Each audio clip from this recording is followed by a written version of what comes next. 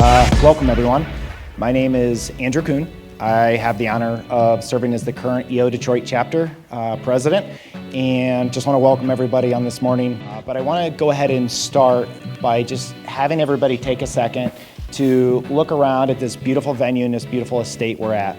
Today, Brian enjoys guiding entrepreneurs and business professionals on their journey to success by sharing lessons he learned while building the UGG brand. Please join me in welcoming Mr. Brian Smith.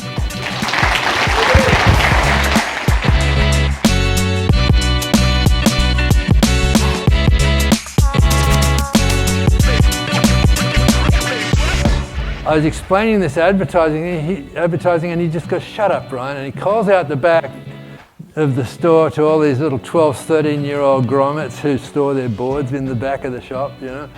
And he just said, "Hey, you guys, what do you guys think of UGG?" Every one of them just walked out and said, "Oh, those UGGs, man, they're so fake. Have you seen those ads? Those models, they can't surf." And like instantly I realized I'm sending the wrong message to my target market. And I was literally, when I saw it through their eyes, I was so embarrassed at these ads that I was like, you know, killing my brand every time I advertised. So I ran these ads in October, November, December in Surfing Magazine, and the sales went to $220,000. Right? Why? Because I'd finally, after 5 or 6 years, figured out what advertising and marketing is all about. You never advertise your product. You advertise the features and the benefits of the product. You advertise what it can do to change your life. And the more emotion you can bring into it, the better the advertising is going to be. And it doesn't matter if it's in a print mode or if it's online or if it's, you know, however you use it. You've got to get the reader emotionally involved.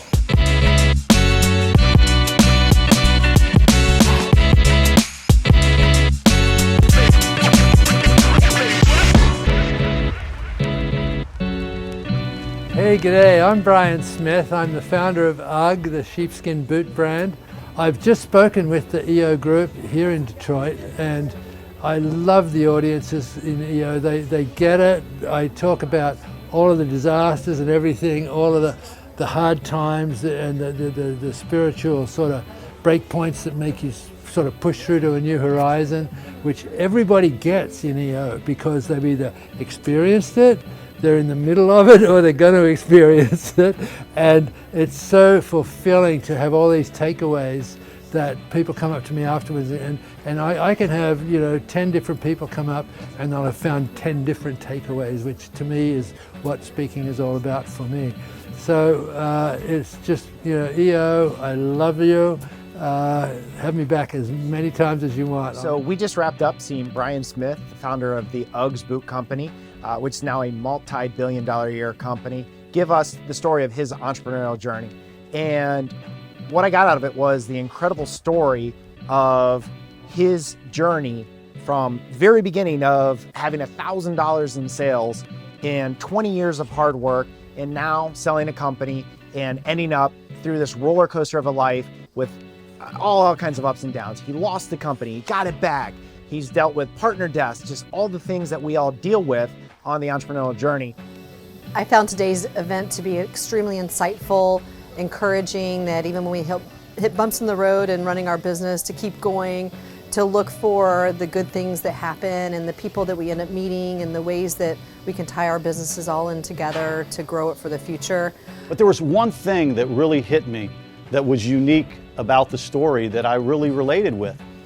He talks about birthing a company and moving it through toddler, adolescence, and then becoming an adult, which is that billion-dollar brand. And he had that humility and authenticity to know that as an entrepreneur, he had taken UGG as far as he could take it. And he sold it to a publicly traded company that made it happen. And for him to say, to take his baby, get it to teenage years, and then sell it and see it grow into a billion-dollar brand was truly amazing. So for me to hear his stories, I related to him and was really inspired by the fact that he was the founder of a billion-dollar brand, but he had the humility to know when he took it as far as he could.